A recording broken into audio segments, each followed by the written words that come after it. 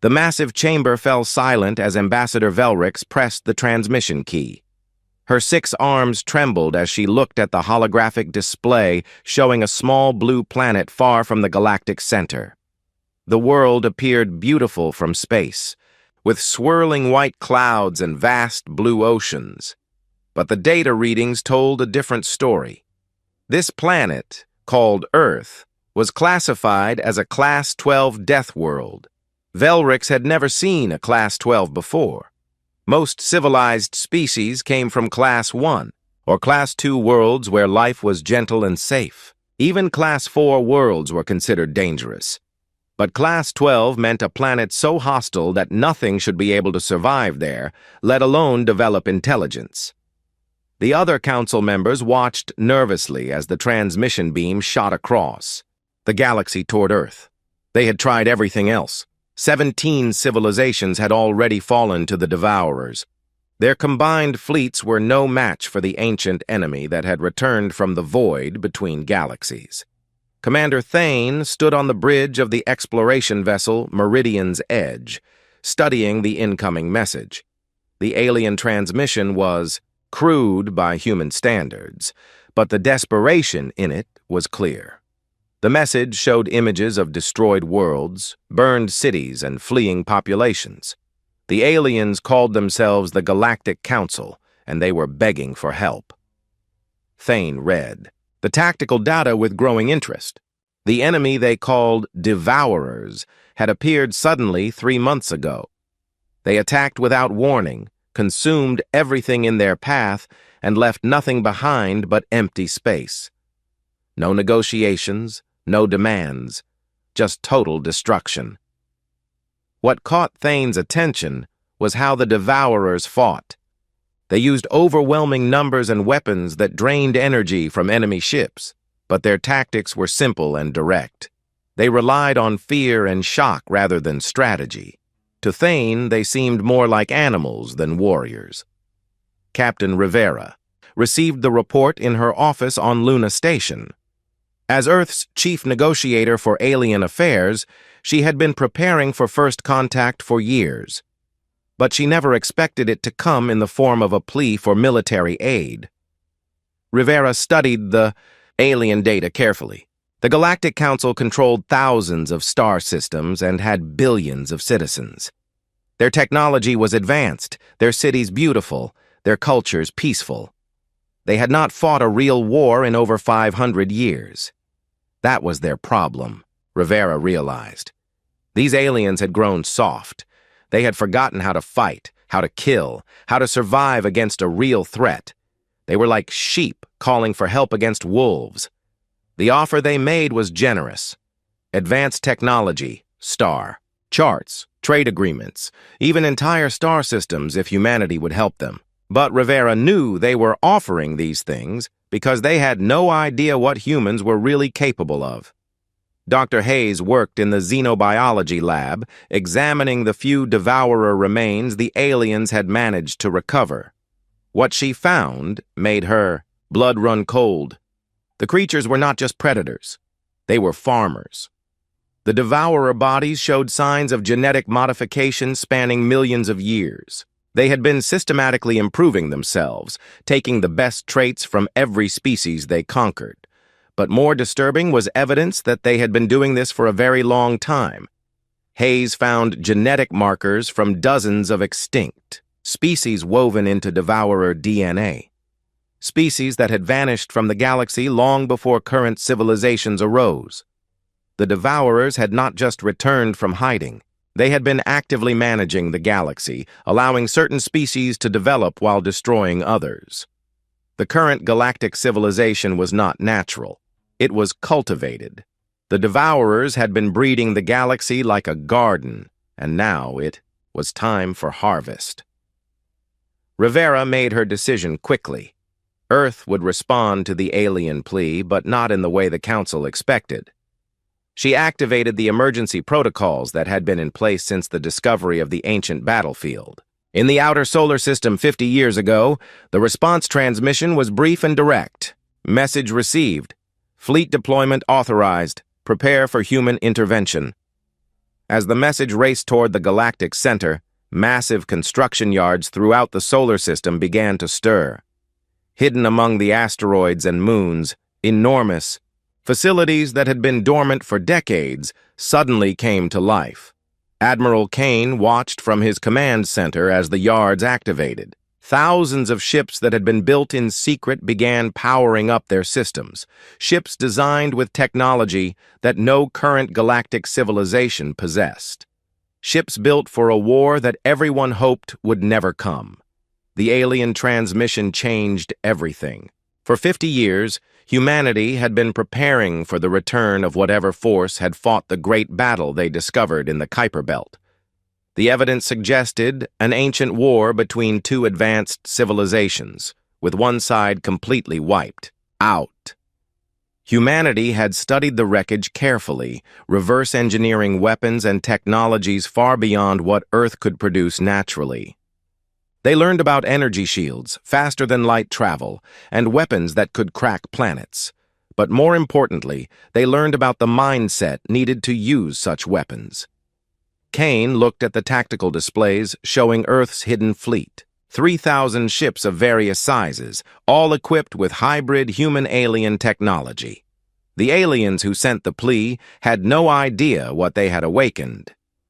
Lieutenant Voss prepared her scout ship for immediate departure. Her mission was simple: reach the alien territories and assess the situation firsthand. But she knew the real purpose was to evaluate whether the Galactic Council could be trusted or if they represented another threat to humanity. The Ghost Protocol was activated, making her ship invisible to most sensors. As she accelerated toward the galactic center, Voss reviewed what they knew about the aliens: peaceful, advanced, and completely unprepared for real war. They reminded her of historical civilizations on Earth that had grown too comfortable and were destroyed by more aggressive neighbors. Back on the council station, Velrix waited anxiously for a response. The other ambassadors had already begun evacuating their home systems. The Devourer advance could not be stopped by conventional means. When the human response arrived, it was not what anyone expected. Instead of questions about payment or negotiations, about terms, the humans simply announced they were coming. The message included coordinates for a meeting point and a warning to keep all council ships away from the designated area. Velrix studied the coordinates with growing confusion. The meeting point was in empty space, far from any inhabited system. Why would the humans choose such a location? And why warn council ships to stay away? The answer came 12 hours later when long-range sensors detected the human fleet emerging from hyperspace. 3,000 ships of unknown design, moving in perfect formation toward the Devourer territories. Ships that should not exist, built by a species that should not have survived on their hostile world. As the human fleet passed the Council observation post, Admiral Kane sent a final message to the waiting aliens. Threat assessment complete. Enemy engagement authorized. Recommend all civilian populations evacuate to minimum safe distance. Human forces are now in control of this sector. The message left the aliens stunned. They had called for help from a primitive species on a death world. Instead, they had awakened something that made the Devourers look like the lesser evil. As they watched the human fleet disappear toward the war zone, one terrible question remained. What exactly had they unleashed upon the galaxy? Admiral Kane stood on the bridge of the massive dreadnought Eternal Wrath, watching as Earth's hidden fleet spread across the void. The ship was 2 kilometers long and bristled with weapons that most galactic civilizations had never seen. Around him, 3,000 vessels of various sizes moved with deadly precision toward their target. The alien observers, watching through long-range sensors, could not believe what they were seeing. Every database in the Galactic Council classified Earth as a primitive world that had barely achieved faster-than-light travel. Yet here was a fleet that dwarfed anything the Council had ever assembled. Engineer Reeves worked frantically in the communications center, trying to explain to the bewildered Council representatives how this was possible. For 50 years, she told them, Humanity had been studying the remains of an ancient battlefield discovered in their solar system. The wreckage contained technology from at least 12 different extinct civilizations. But the aliens had not simply copied the ancient designs. They had improved them, combining technologies in ways the original builders never imagined. Human weapons used Zerani energy crystals powered by Voltan fusion cores, wrapped in Cytherian shield technology, and guided by artificial intelligence systems based on recovered progenitor data cores. The Council ambassadors listened in growing horror as Reeves described weapon systems that could tear holes in space-time, shields that converted incoming attacks into additional power, and sensors that could track enemies across multiple dimensions. This was not the technology of a primitive species. This was the arsenal of a civilization that had spent decades preparing for galactic war. Lieutenant Voss piloted her scout ship Ghost Protocol through the debris field of a recently attacked system. The Althan colony world of Karanda had been beautiful once, according to the surviving refugees she was escorting to safety. Now it was nothing but molten rock orbiting a dying star. The Althan survivors told their story with voices full of terror. The Devourers had arrived without warning, their massive bioships emerging from the void like metallic locusts. They had not bothered with communications or demands. They simply began consuming everything in the system. What disturbed Voss most was how the Devourers fought. They did not just destroy their enemies, they absorbed them. Ships, stations, even entire planets were broken down and incorporated into the growing Devourer fleet. The enemy literally grew stronger with each victory, but as Voss reviewed the tactical data, she began to see patterns. The Devourers relied on overwhelming numbers and their ability to convert captured resources. They had never faced an enemy that was prepared for their tactics. They had never fought someone who understood exactly what they were. Colonel Brennan led the first human reconnaissance mission into Devourer territory. His stealth ship penetrated deep into what had once been the hegemony of Tal, now nothing, but empty space and floating debris. But the readings his instruments picked up told a different story. The Devourers were not random destroyers. They were systematic. They had consumed the inhabited worlds first, then the industrial centers, and finally the raw materials. They left nothing useful behind, but they did not waste anything either. Every atom was processed and incorporated into their growing fleet. Brennan's team discovered something else. Hidden among the debris were ancient structures that predated the current galactic civilization by millions of years, structures that had been carefully preserved while everything else was consumed. The Devourers were not destroying history. They were reclaiming it. The first contact between human and Devourer forces came at the edge of the Kasari Nebula. Captain Martinez commanded the assault cruiser Savage Dawn when 3 Devourer scouts appeared on his sensors. The enemy ships were unlike anything in the human databases. They were partially organic, their hulls seeming to pulse with their own life. Martinez had been expecting this moment for months. The humans had studied every piece of Devourer data the Council could provide.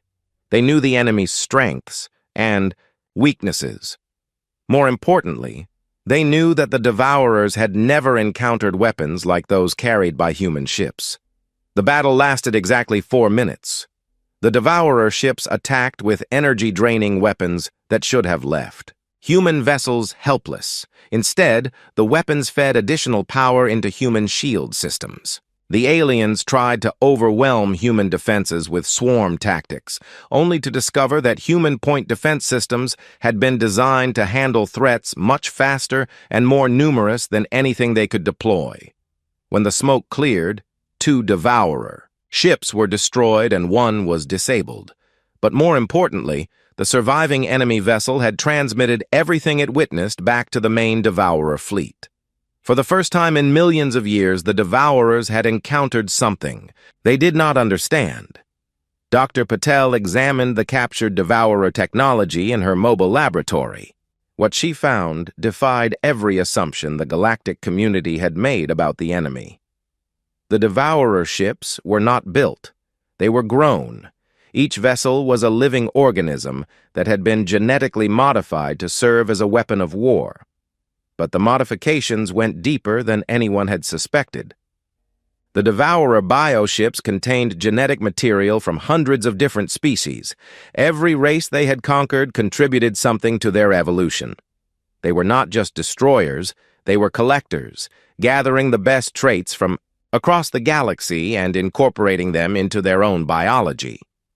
The humans had encountered something unprecedented in galactic history, an enemy that became stronger not just by consuming resources, but by absorbing the evolutionary advantages of every species they defeated. The Devourers were the ultimate predator, refined by millions of years of conquest. Commander Torres intercepted a Devourer communication during the battle cleanup. The message was not directed at humanity or the Council. It was an internal communication, transmitted in a language that human computers could barely translate. But what they could understand was terrifying. The Devourers were not acting randomly. They had a plan. They had been systematically managing the galaxy for millions of years, allowing certain species to develop while destroying others. The current galactic civilization existed only because the Devourers permitted it. Every major war, every technological breakthrough, every cultural development had been guided by an intelligence that saw entire species as nothing more than experimental subjects. Humanity represented something the Devourers had never encountered before. A species that had developed in isolation without their guidance or interference. Earth had been overlooked during the last great culling, hidden by cosmic events that masked its development. Now humanity had emerged as something the Devourers had not planned for.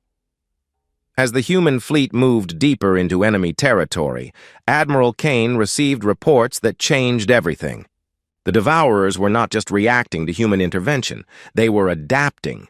Construction sites throughout their territory were building new types of ships, weapons designed specifically to counter human technology.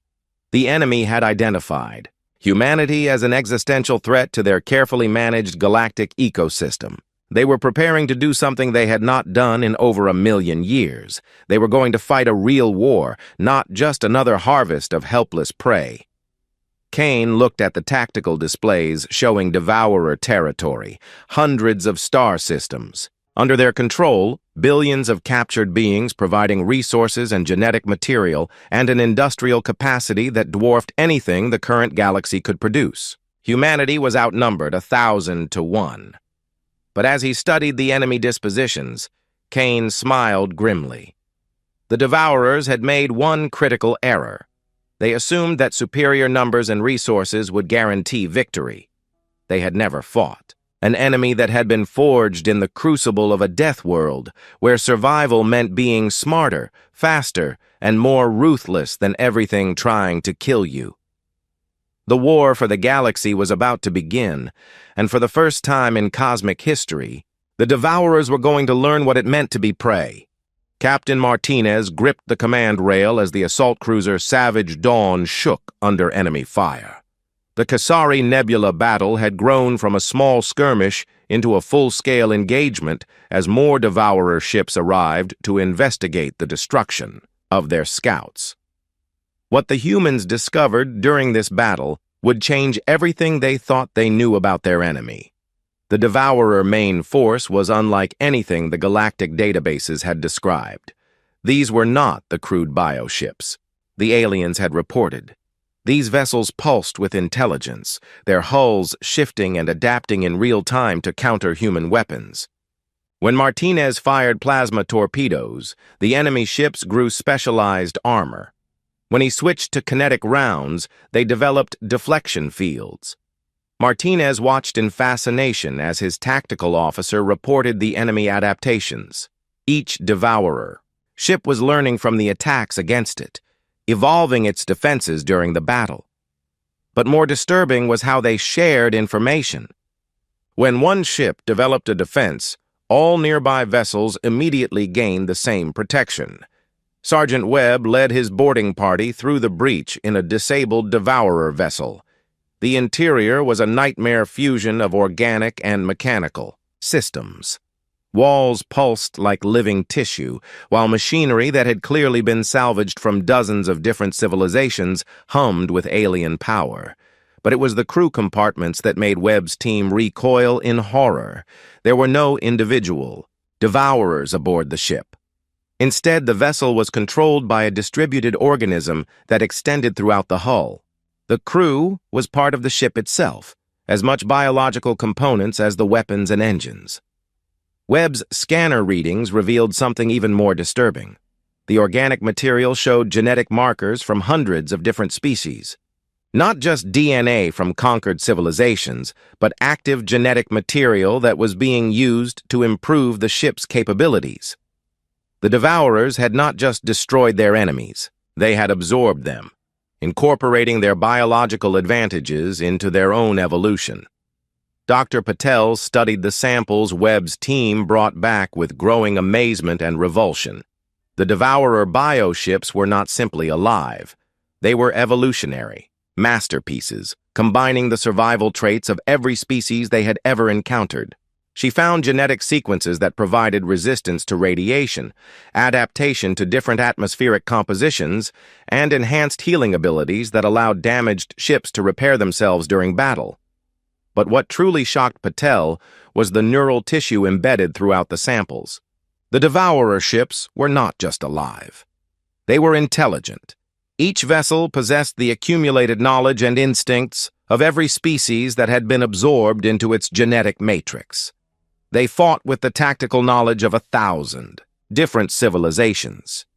This explained why the galactic civilizations had been so helpless against them.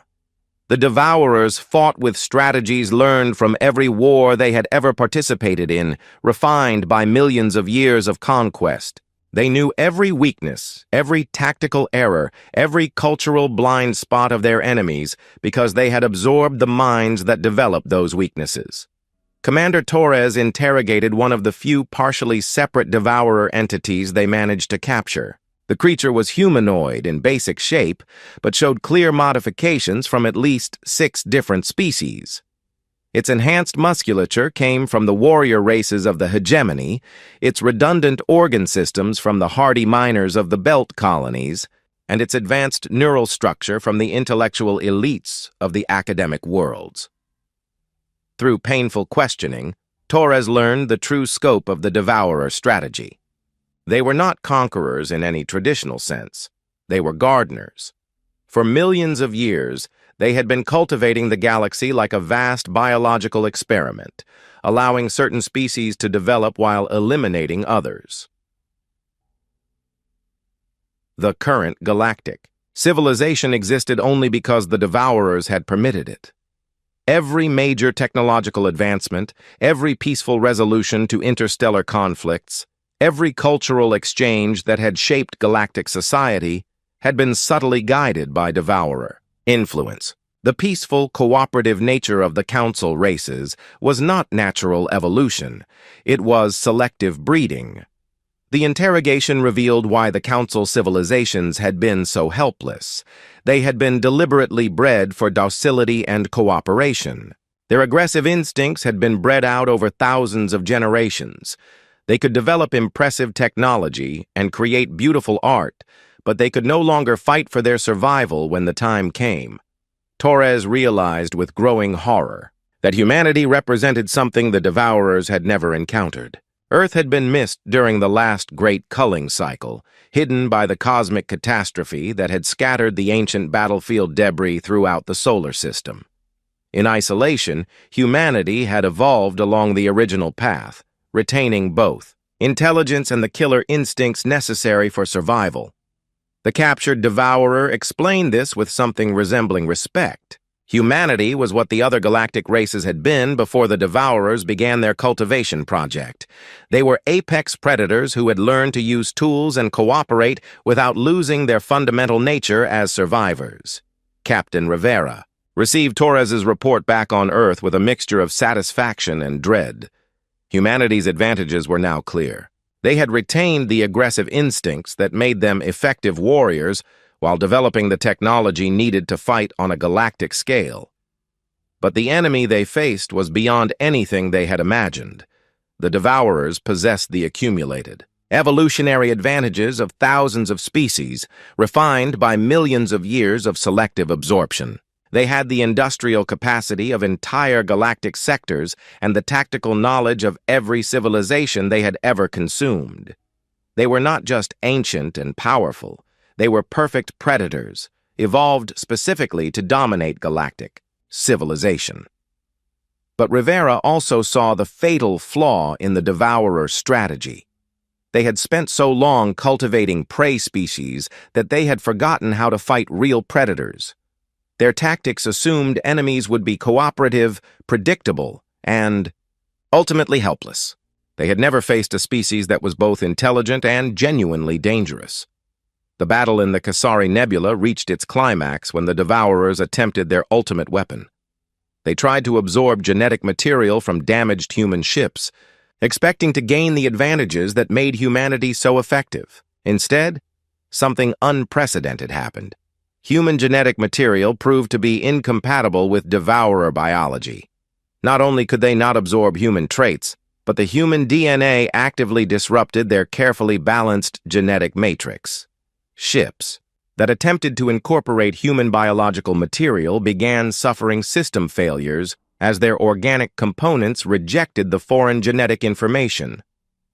Admiral Kane watched the battle reports with growing excitement. For the first time in cosmic history, the Devourers had encountered something they could not simply absorb and overcome.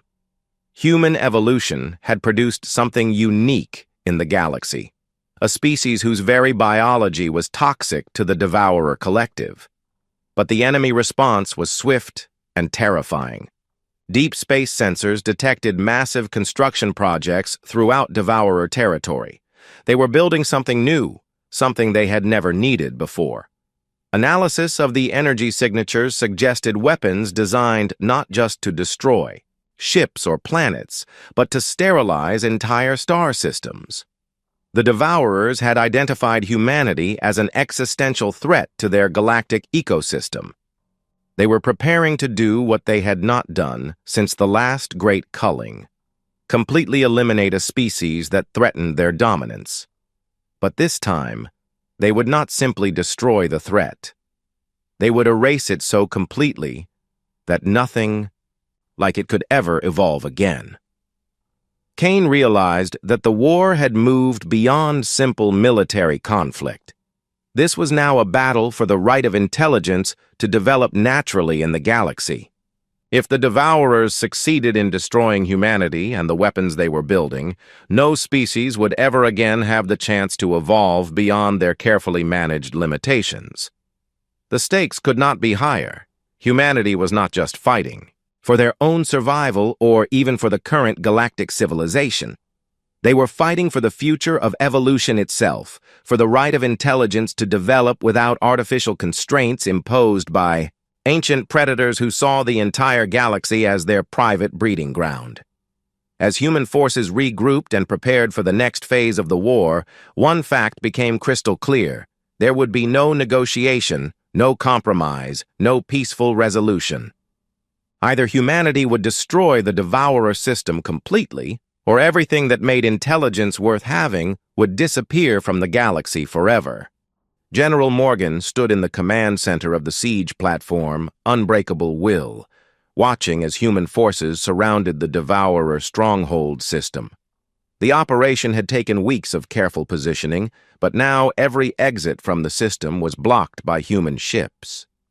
Whatever secrets the Devourers were hiding in their central fortress, they would not escape to threaten the galaxy again. The stronghold system was unlike anything in the galactic databases. 7 planets orbited a massive artificial construct that had replaced the original star. The structure was clearly ancient, built with technology that predated current galactic civilization by millions of years. But it was still functioning, still providing power to the vast industrial complexes that covered every world in the system. Major Clark led the archaeological team that examined the outer planets, while the main fleet prepared for the final assault. What they found in the ancient ruins changed everything humanity thought they knew about galactic history. The peaceful council races that had called for help were not natural developments. They were artificial constructs, genetically modified, over thousands of generations to be exactly what they were. The evidence was overwhelming once Clark knew what to look for. Museum displays showed the evolutionary history of various council species, but the progression was too smooth, too directed. Natural evolution produced random mutations and environmental adaptations. These species had been selectively bred like livestock, guided toward specific traits that made them useful but not threatening. Intelligence had been enhanced, but aggression had been bred out. Creativity was encouraged, but only in directions that produced useful technology. Social cooperation was maximized while individual ambition was minimized. The result was a galaxy full of species that could build impressive civilizations, but could never effectively resist when those civilizations were threatened. Dr. Foster analyzed genetic samples from volunteers among the refugee populations that human ships had rescued. The results confirmed Clark's archaeological findings. Every council species showed clear signs of artificial genetic modification. Sequences that should have been random showed clear patterns of deliberate manipulation stretching back thousands of years.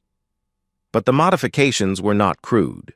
They were masterpieces of genetic engineering, so subtle that the species themselves had never detected them. The changes had been introduced slowly over hundreds of generations, so that each species believed their current nature was completely natural. Foster realized with growing horror that she was looking at the greatest crime in galactic history. Entire civilizations had been robbed of their natural development, turned into farm animals that happened to be intelligent enough to develop useful technology. They had been bred to be helpless, and they did not even know it. Captain Ramos commanded the deep reconnaissance mission that penetrated the Devourer construction sites. What his team discovered there made the genetic manipulation of the Council. Races seem almost benign by comparison. The Devourers were building a weapon that could trigger controlled stellar collapse across multiple star systems simultaneously. The weapon was not designed for conquest or intimidation. It was designed for complete species extinction on a galactic scale. The energy release from collapsed stars would sterilize entire sectors of space, wiping out not just current civilizations, but making it impossible for life to develop in those regions for millions of years. Ramos studied the targeting systems with growing dread. The weapon was aimed not just at human space, but at every system that showed signs of natural evolutionary development. The Devourers intended to reset the entire galaxy, eliminating not just current threats, but preventing future ones from ever arising. The scale of the project was staggering. Thousands of construction sites throughout Devourer territory were building components for the weapon system, mobile platforms that could be positioned at strategic points throughout the galaxy, creating a network of stellar destruction that would reshape the cosmic environment itself. But Ramos also discovered the weapon's weakness. The stellar collapse process required precise timing and positioning. If even one component of the network was destroyed or miscalibrated, the entire system would fail catastrophically. The Devourers had built their ultimate weapon with a critical vulnerability. Admiral Kane received the reconnaissance reports while preparing for the final assault on the Devourer stronghold. The information changed his entire strategic approach. This was no longer a battle to save the current galactic civilization. This was a fight to prevent the Devourers from restructuring the galaxy itself, according to their ancient plan. Kane realized that humanity had arrived at the critical moment in galactic history. The Devourers had been building toward this ultimate culling for millions of years, systematically preparing the galaxy for complete reset. If they succeeded, intelligence would never again develop beyond the carefully controlled limits they imposed, but their weapon system also represented an opportunity. If humanity could capture or destroy the control systems, they could turn the Devourer's own weapon against them. The same stellar collapse technology that was designed to sterilize the galaxy could be used to eliminate the Devourer's strongholds throughout their territory. The moral implications were staggering. Using the weapon would mean destroying entire star systems, potentially killing billions of beings that the Devourers held captive. But allowing the Devourers to complete their plan would mean the end of natural evolution throughout the galaxy. Colonel Drake led the assault on the primary weapon platform, a massive construct that served as the control center for the entire stellar collapse network. The battle was fierce, with Devourer bioships defending their ultimate project with desperate fury. But human forces had advantages the enemy could not counter.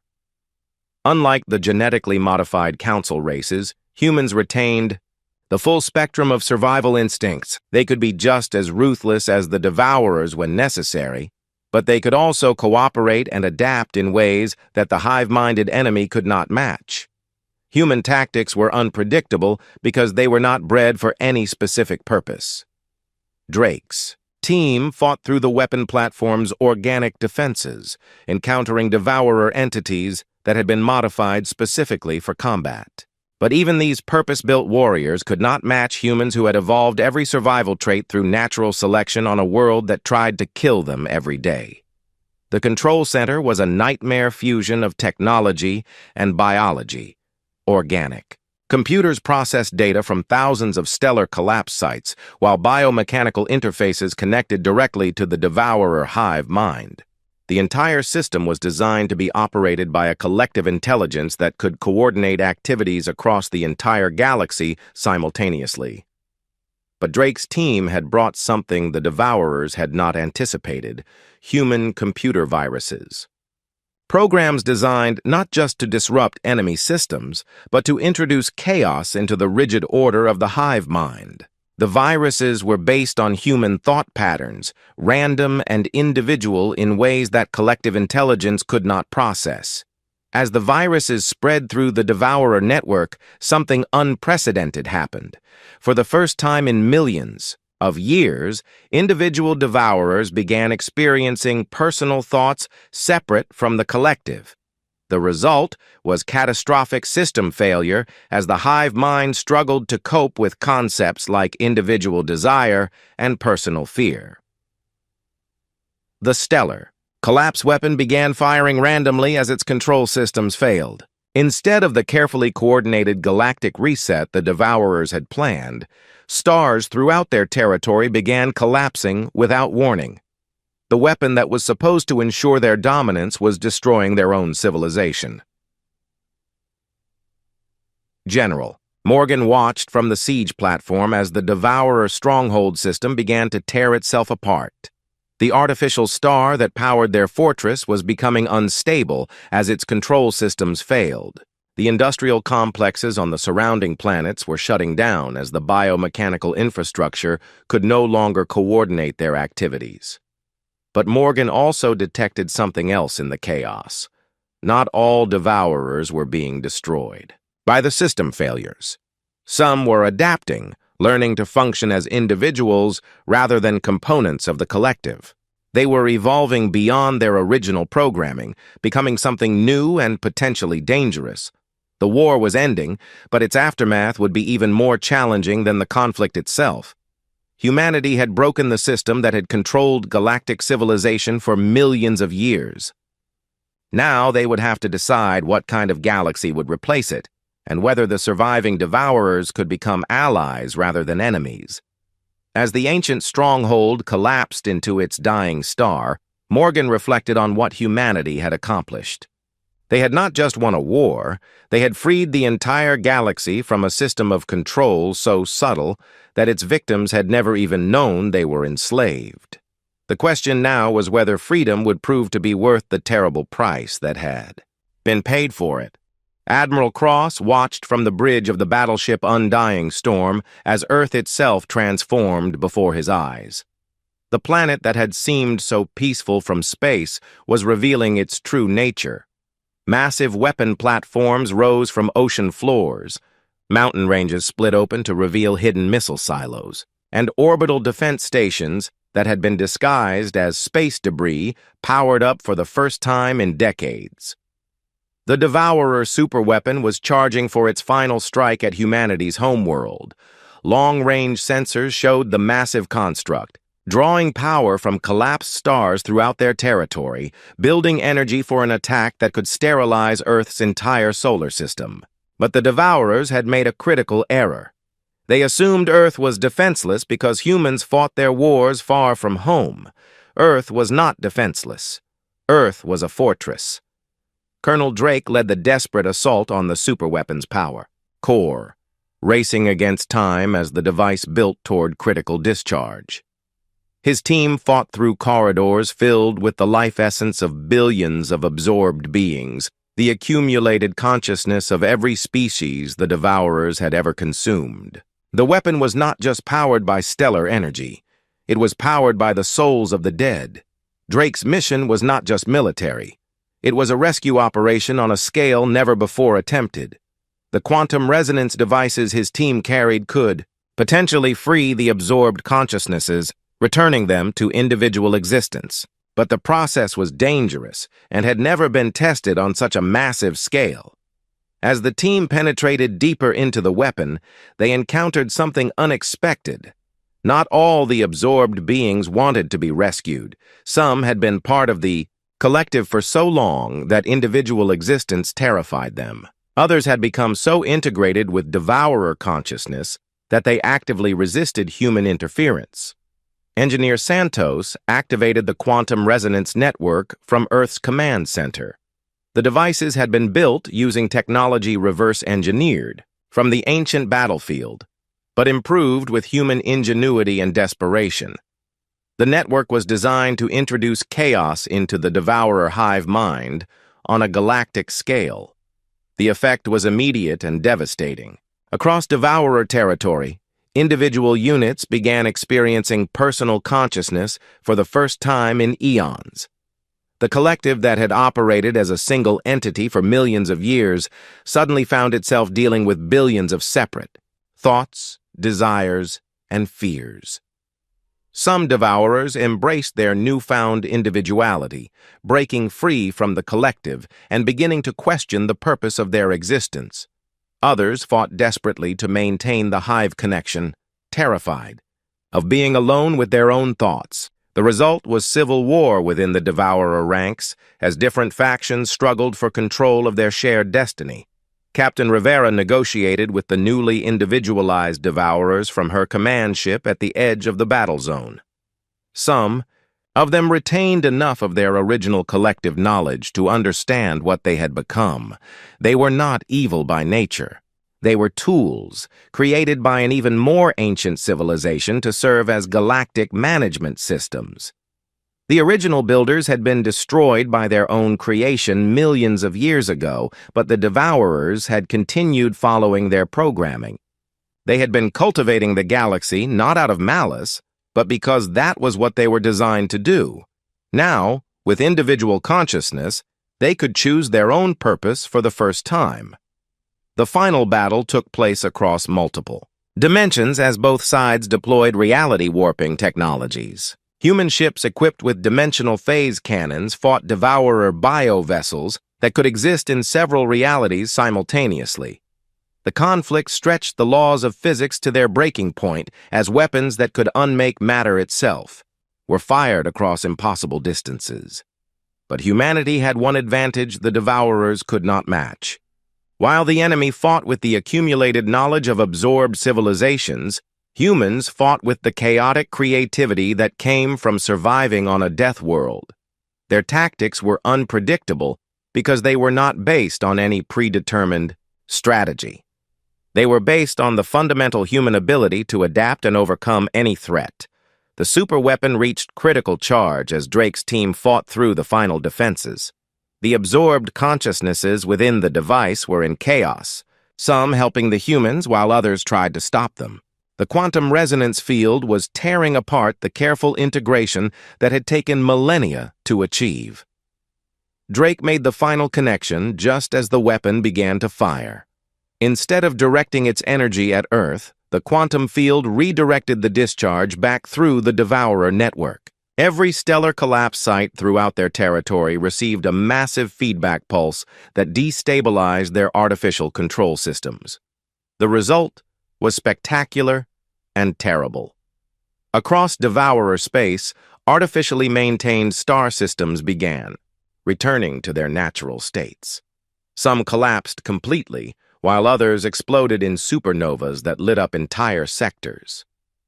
The careful galactic engineering that had taken millions of years to construct was undone in a matter of hours. Admiral Cross coordinated the rescue operations as billions of freed consciousnesses materialized throughout human space. Not all of them could be given physical form again.